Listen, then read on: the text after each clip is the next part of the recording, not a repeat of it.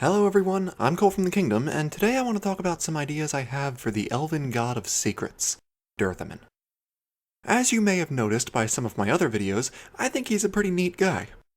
So today I want to talk about some ideas I have for how he could be used in the next game. Before we get into that stuff, I want to talk about user Alteya on DeviantArt. She's the one who makes these fantastic images I use in some of my videos. They're all incredible. Celeste is probably my least favorite because she looks a little too mean, but that's a minor thing. I bring this up because I really quickly want to talk about Falon'Din, Dirthamen's twin soul. Look at this. The skull mask and scythe make him look like the gold standard villainous god of death. The green aesthetic with smoke emanating from the skulls as if he's pulling energy directly from the dead, as if his power is fueled by death itself, or even the consumption of life energy. This right here is how you do Falon'Din. And on that same note, Dirthamen. In contrast to his twin, he is so casual about his power. Falon'Din feels the need to show off, but Dirthamen maintains an air of stoic confidence. The purple aesthetic sets a delightful tone, perfect for the god of secrets. The ravens, presumably fear and deceit, flock to their master, the wisest of the gods. I imagine just beyond the edges are shelves filled with books containing secrets that mere mortals could never fathom. I imagine he sits in a large chair and flips through the pages smugly because he already knows how it all will end. That's a lot of speculation. But consider the fact that knowledge is his domain. And so for this character, the pitch I put forward is that he will outwit the greatest trickster who ever lived. I say, Dirthamen avoided the corruption of the Blight that took several of his fellows in the Avaneris. All the gods were doing some shady stuff in addition to the Blight, Dirthamen included. He's far from a paragon of virtue. But he's wise enough to know when enough is enough. He knew the others would kill Mythal for trying to curb their antics.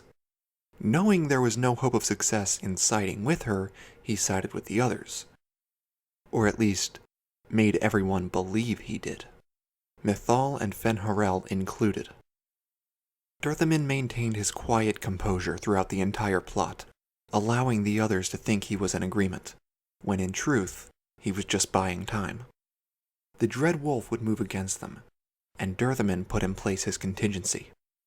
When Fen'Harel finally acts again, freeing the Avaneris, Dirthamen would maintain his mind, and offer it to the Dread Wolf's cause. Solus, being who he is, would not trust this. But Dirthamen convinces him that all he wants is to see a better world for the people. Dirthamen would convince Solus that he would agree to any restrictions. He only wants to be there to help establish peace as the new empire begins, and to help Solus bring it to reality. Dirthamen would essentially place second in command in the next game. We discover that back in the day, while he did have slaves, he did not mistreat them. Dirthamen, keeper of knowledge, ever the pragmatist, would recognize that all life has a value. He cared for his slaves and treated them as people. At Solus's wish, he would agree to never again practice slavery. But all this is a ruse, though not to gain power of his own, but to ensure Fen'Harel's defeat.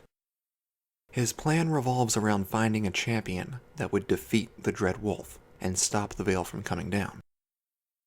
Why would he want that? It's because of his amassed wisdom. He saw the kind of world it was without the veil. He knows things Solus doesn't. He wants to preserve this world because he knows there's value in it. Ever the pragmatist, and he knows there are forces at work that no one, including him, could ever understand.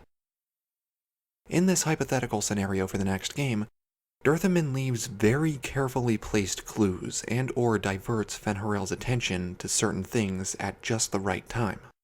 And he gives just the right amount of effort against our heroes that Solus would not believe him a traitor. Finally, at just the right moment, he allows himself to be defeated by the hero. He dies, and you claim a MacGuffin that will enable you to stop Solus. Specifically, something I call Dirthamen's Library. A collection of all his knowledge and secrets contained in a pocket dimension, only accessible by a tiny object that Dirthamen was all this time trying to prevent Solus from reaching. Then, after it's all said and done, then you find out the truth. That Dirthamen let you win. He allowed himself to be killed so that you may access his secrets and defeat the Dread Wolf. He put up a fight only to maintain his ruse, because he would need it for one final strike against Fen'Harel that would leave him vulnerable, and enable you to stop him. And thus ends the tale of the God of Secrets. You could call him a double agent, but he alone was literally the only person to know the true plan. The ultimate secret. And in the end, he passed his knowledge to one person. You, the inheritor of secrets. So that's about it. Now this is just one idea. This character has so many possibilities, and even I have a few others, but this is my favorite. So let me know if you guys want to see videos for the other ideas I have as well. So that's it for now, guys. Thank you all so much for watching. Don't forget to comment and like. I'll see you later.